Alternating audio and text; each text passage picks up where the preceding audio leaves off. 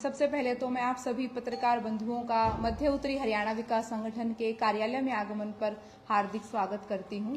और आज की प्रेस कॉन्फ्रेंस का मुख्य विषय पिछले चंद दिनों से बीजेपी के माननीय प्रदेशाध्यक्ष मोहन लाल बड़ोली जी के विरुद्ध किसी महिला ने एक षड्यंत्र के विरुद्ध जो आरोप लगाए हैं, उन आरोपों की निंदा करने के लिए हम सब महिलाएं यहाँ एकत्रित हुई हैं।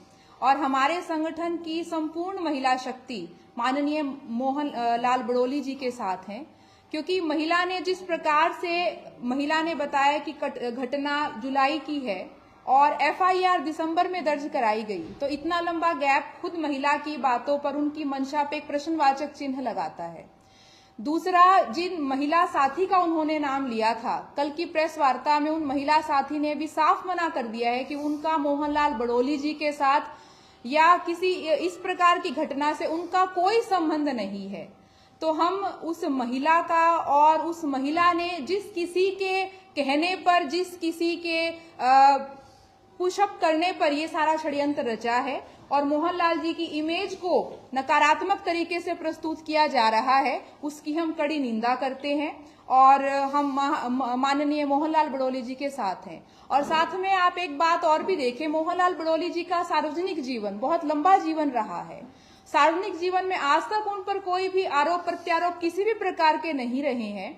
और इस चुनाव में भी 36 बिरादरी को, महिलाओं को, पुरुषों को, सभी को साथ लेके चले हैं। मैं खुद उनके इलेक्शन में विधानसभा चुनाव में कई बार उनसे मुलाकात हुई है। अन्य महिलाओं के साथ उनका व्यवहार मैंने देखा है, एक बहन बेटी की तरह ट्रीट करते हैं। तो किस प्रकार एक महिला एक षड्यंत्र के तहत उनकी छवि को खराब करने में लगी हुई है, हम उसकी कड़ी से कड़ी शब्दों में हम निंदा करते हैं। राहुल जी, पहले तो जो आपका संगठन है महिलाओं का संगठन है जी, इस संगठन में महिला और पुरुष दोनों बराबर के भागीदार हैं, मध्य उत्तरी हरियाणा विकास संगठन। लेकिन इस संगठन की सबसे बड़ी खास बात यह है कि महिलाएं इसमें मेजोरिटी में हैं। जी, संगठन में महिलाएं मेजोरिटी, जो ब्लेम किया है एक महिला ने किया जी।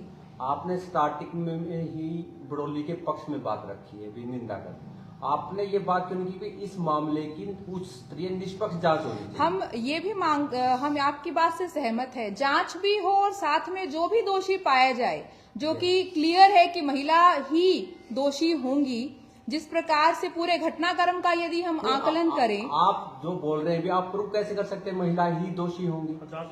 जांच भी नहीं हो अभी तक। देखिए, मोहनलाल बड़ोली जी का जो घटनाक्रम आया है न्यूज में, उनकी जिस सहेली का उन्होंने नाम दिया है, वो सहेली साफ शब्दों में मुकर रही है कि मेरा मोहनलाल बड़ोली जी से कभी मुलाकात ही नहीं हुई है। पीड़ित तो और है एक्चुअल में, ये तो विटनेस है जिसकी बात। लेकिन विटनेस ही जब उस बात से, गवाही जब उस बात से पीछे हट रहा है और ना ही अभी तक कोई भी इस तरह के सबूत वहां पे पाए गए हैं जो मोहनलाल बड़ोली जी के खिलाफ हैं।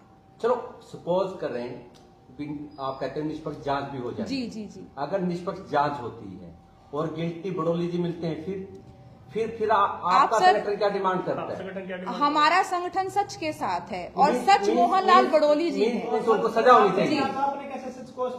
देखिए सर, मैं भी एक महिला हूँ, महिलाओं की पीड़ा को बखूबी जानती हूँ। लेकिन महिला के नाते तो महिला को अपने हमें अधिकार दिया गया है अपनी अभिव्यक्ति का। कानून ने हमें बहुत से अधिकार दिए हुए हैं जो हमारी मान मर्यादा को बनाए रखें। लेकिन यदि एक महिला ही इन सारे कानूनों का मिसयूज करेगी तो कानून में क्या सच और क्या गलत, कानून पता ही नहीं कर पाएंगे क्या सच है क्या गलत। कैसे ठहरा रहे हैं, सवाल ये उठ रहा है। देखिए सर, पहली बात आप नोट करें कि जब घटना हुई वो 4 जुलाई के आसपास की महिला ने बताई है, तो महिला को लगभग 4.5 महीने के बाद सुध कैसे आती है कि मेरे साथ कुछ गलत हुआ।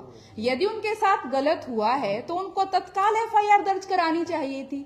5-6 महीने का अंतराल उन्होंने क्यों लिया? अभी संगठन के चुनाव होने हैं बीजेपी संगठन के, और अभी जब प्रदेशाध्यक्ष का दोबारा चुनाव होना है, तब ये सब बातें कैसे हाईलाइट में आई है? आप सिर्फ इस मामले को ना देखिए, आप दूर भी ना जाइए, चलो वहां भी ना जाए, हिमाचल भी ना जाए। 2024 में हमारे जिले के मामले उठाएं। महिलाएं आरोप लगाते भी 2 साल से हमारे साथ जबरदस्ती की जा रही थी, हमारे को डराया धमकाया जा रहा था। फर्स्ट, एक तो आप या तो सभी महिलाओं के मामले में आगे आए। आपने सिर्फ कुछ महीनों का अंतराल बताया ना, यहाँ तो 2-2 साल बाद भी मामले दर्ज हो जाते हैं। ये तो आप अगर खंगाल लेंगे पुलिस की फाइलों को तो उसमें कहीं ना कहीं ऐसा क्यों लग रहा है कि आप निष्पक्ष नहीं बोल रहे? देखिए सर, मैं सभी महिलाओं तक एक संदेश देना चाहती हूँ कि यदि किसी भी महिला के साथ इस प्रकार की कोई भी घटना घटित होती है, अपने परिवार वालों के सामने समक्ष इस बात को रखे, परिवार को कॉन्फिडेंस मिले और तत्काल प्रभाव से FIR दर्ज कराए। इसमें किसी से डरने या दुबकने की आवश्यकता हमें नहीं है। पहले भी जो खेल मंत्री रह चुके संदीप सिंह, उन पर भी आरोप लगे थे, जांच कमेटी बनाई गई थी, उस समय आपने प्रेस वार्ता नहीं की, उस समय खिलाड़ी सामने आई थी, आरोप लगाए थे, ब्रजभूषण पर भी आरोप लगे थे।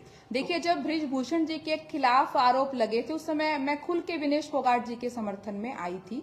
मैंने प्रेस कॉन्फ्रेंस भी की थी और अपनी बात को रखा था। जहां गलत है हम महिलाओं के साथ हैं, और जहां यदि महिला होना हमें यह अधिकार नहीं देता है कि हम किसी भी हम किसी भी व्यक्ति के विरुद्ध आरोप लगाएंगे। निष्कर्ष तो अभी सामने नहीं आया। निष्कर्ष अब सामने आएगा और आप सभी के सामने आएगा और आप देखेंगे। सपोज करें निष्कर्ष सामने आता है, बड़ोली जी गिल्टी मिलते हैं, तो आप उसके फेवर में जाएंगे? बड़ोली जी फिर भी उनको ग्रीन सिग्नल देना चाहेंगे? नहीं सर, ऐसा नहीं है।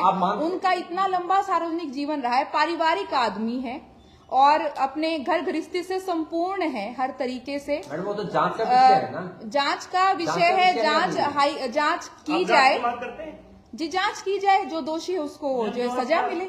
जांच की जाए, जो दोषी है उसे सजा मिले, चाहे कोई मिले, चाहे महिला है तो उसे भी कड़ी से कड़ी सजा मिले।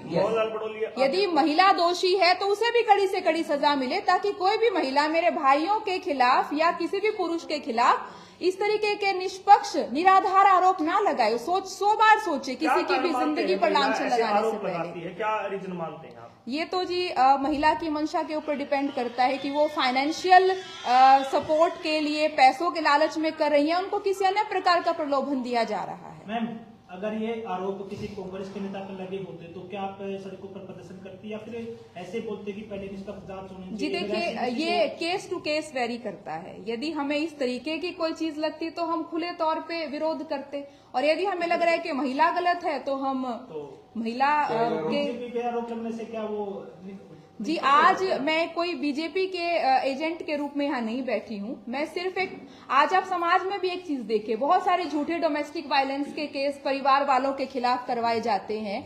बहुत सी ऐसी सास हैं जो माँ से ज्यादा प्यार देती हैं और महिलाएं उनके खिलाफ आरोप लगा देती हैं एक डोमेस्टिक वायलेंस के को साथ में लेकर के। तो आपका संगठन पहले आवाज क्यों नहीं उठा रहा था? जो डोमेस्टिक वायलेंस की जो आप बात कर रहे हो, आपने इस इशू को पहले क्यों नहीं उठाया? आज जो बड़ोली जी पे ब्लेम लगा तब आप इशू उठा रहे हैं। देखिए, किसी बात पर आज तभी ज्यादा प्रकाश जिस बात पे डलता है उसी टाइम पे उस मौके पे बात की जाती है। एक सीनियर नेता है, उनकी तरफ में आप आ गए। एक आम व्यक्ति पर जब ब्लेम लगता है तब आप मैं आम व्यक्ति के भी साथ में हूँ। मैं आम व्यक्ति के भी उसी प्रकार साथ हूँ जिस प्रकार मैं मोहनलाल बड़ोली जी के साथ हूँ, उनके निष्पक्ष व्यवहार को देखते हुए। बीजेपी के नेता क्यों रडार पर रहते हैं, चाहे सुभाष बराला का बेटा विकास बराला हो, ब्रजभूषण हो, रमेश कौशिक हो, हाल ही में मोहनलाल बड़ोली हो, भाजपा के नेता क्यों रडार पर रहते हैं? देखिए सर, वो तो षड्यंत्रकारी बता सकते हैं कि ऐसा इस प्रकार के घिनौने षड्यंत्र वो क्यों रचते हैं। एक दूसरे के अच्छी कार्य के आधार पर आकलन किया जा सकता है। तो राजनीति में इस प्रकार के यदि लांछन एक दूसरे पर लगाए बगैर राजनीति की जाए तो वो सबसे बड़ी हमारी जीत। इसमें राजनीतिकरण हो रहा है? बिल्कुल बिल्कुल बिल्कुल।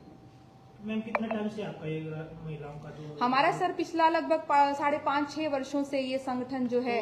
रमेश कौशिक पर जब ब्लेम लगे थे संसद के जब चुनाव थे तो उसमें आपने क्यों नहीं कॉन्फ्रेंस बुलाई? वो भी तो बीजेपी के नेता थे। वो तो सर आपने कहीं भी प्रदर्शन किया, कोई कॉन्फ्रेंस नहीं, कोई उसमें पहली बात तो रमेश जी के खिलाफ किसी ने ना ही कोई FIR दर्ज कराई थी। वो एक वीडियो थी जो वायरल हुई थी। तो जो गलत है वो गलत है। देखिए सर, इसमें मैं अब और क्या कह सकती हूँ। जो गलत है, चाहे वो कोई भी हो, बीजेपी से बिलोंग करता हो या कांग्रेस से, गलत गलत है। सही ने कहा है कि बीजेपी के जो नेता है बेटी उनसे बचानी चाहिए, जो नारा दिया है बेटी। देखिए सर, इतने बड़े बात कहने से पहले कांग्रेस को खुद का चरित्र का भी आकलन करना चाहिए। कितने सारे कांग्रेस लीडर्स रहे हैं जिनके खिलाफ बहुत सारे आरोप दर्ज हैं।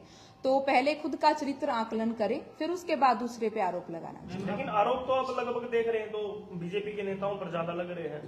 जो अरेस्ट तो निकालेंगे तो भाजपा के नेता ज्यादा मिलते हैं। नहीं सर, ऐसा कुछ नहीं है। हर जगह पर हर प्रकार के व्यक्ति पाए जाते हैं। मैडम, इसी मामले में एक और आरोपी है रोकी मित्तल, जो उनकी वीडियो सामने आई है। वो ये कह रहे कि जो ये खेल हो रहा है भाजपा वर्सेस और इन तथ्यों के आधार पर अभी तक जो महिला जिन्होंने ये आरोप लगाए हैं, आरोप बेबुनियाद लग रहे हैं। आप सभी के सामने है ये सारी बातें। ठीक है, क्या नाम है आपका? वृंदा शर्मा।